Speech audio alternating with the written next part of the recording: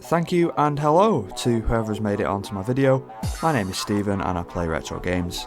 Now, for anyone out there who has tuned into this series before, you'll be confused as to why there's maps appearing on the screen.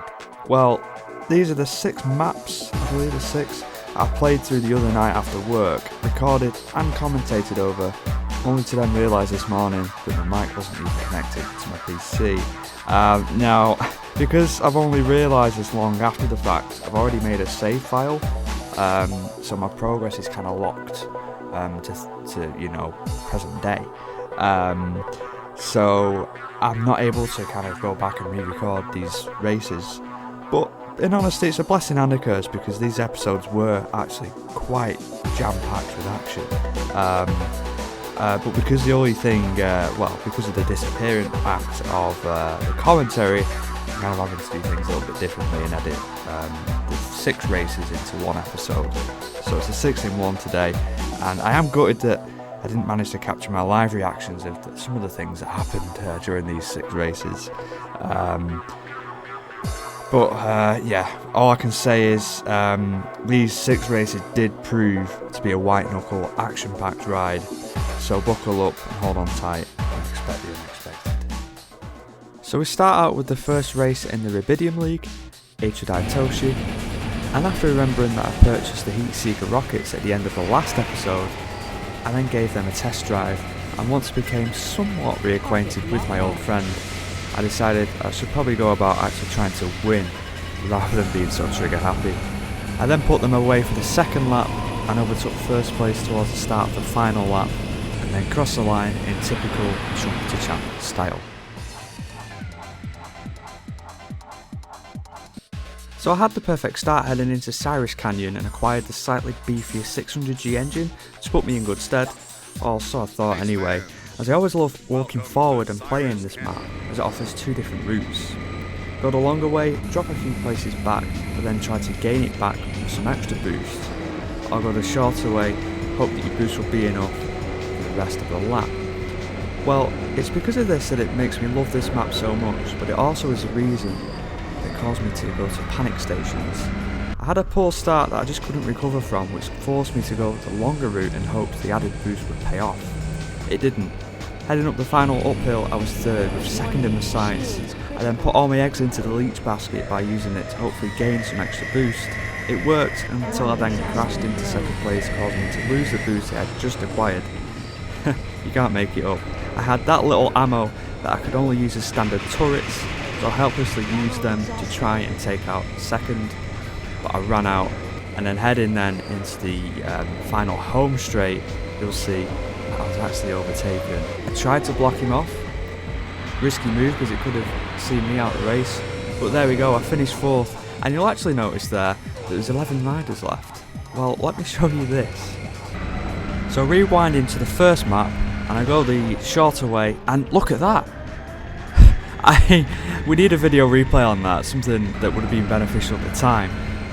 But yeah, as you can see, as I drop down into the loop, I just crashed with another rider, which sees him instantly retire from the game, which is unbelievable. I mean, I was dumbfounded.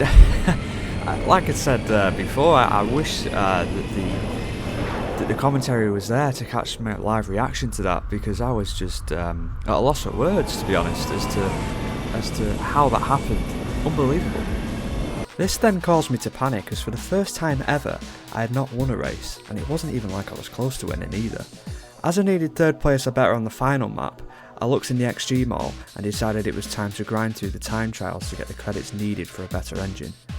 So I beat the record score on Muon Harbour and then on Verdigrand, which meant I was just a little bit shy of being able to afford the 650G engine. So then I went back to Cyrus Canyon to try and make amends. After this time crossing the line without drama, I purchased a 650G engine for the cutting edge in the final race. After taking a deep breath, it was ultimatum for me: get on podium and I win a Rubidium League, or face having to start all over again in the same league on the first map. I had to go for it, so I broke the sound barrier at the earliest opportunity, leached back some of my boost for doing so, and then launched myself to the middle of the pack having broken the sound barrier again. After then avoiding mines on the second lap whilst in 5th, I knew how to get in front, so after a back and forth with a racer from the same team might I add, he then somehow managed to mine himself, which allowed me to power on through to capture the opposing position. Critical. I then overtook 2 in front slightly before the final lap, and I did it. Finally I was safe and out of the panic station with Rubidium in my hands. I was then on to the final league in the 500G engine series, and knew that a win here would not only put me in good stead for the last 2 races, but would also allow me to go to the XGIII for some much needed help. After battling hard in the first 2 laps, the final lap was less stressful as I crossed the line first with ease.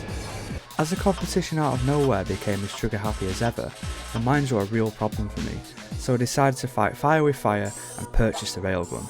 Now I remember this being good against my brother as a kid, but I could never have imagined what would have unfolded. On to Megalopis 7, and it's here where I put the railgun to use. No, seriously, just watch. 1, 2, and 3.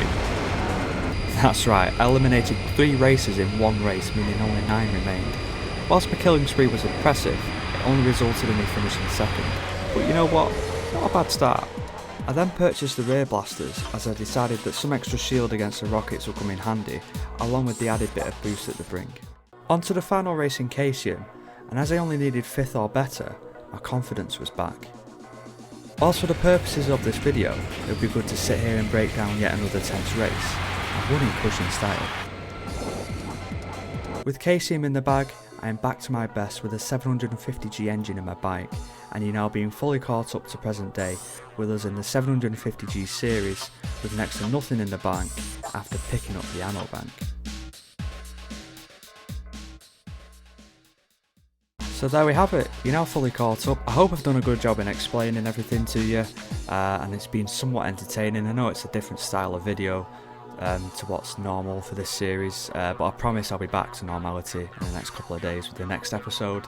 But yeah, we're in the Lithium League again on Muon Harbour in a 750G engine, and I'm hoping that the additions we've made to the bike will help me along the way. So thank you as always for sticking by, and until next time, take care.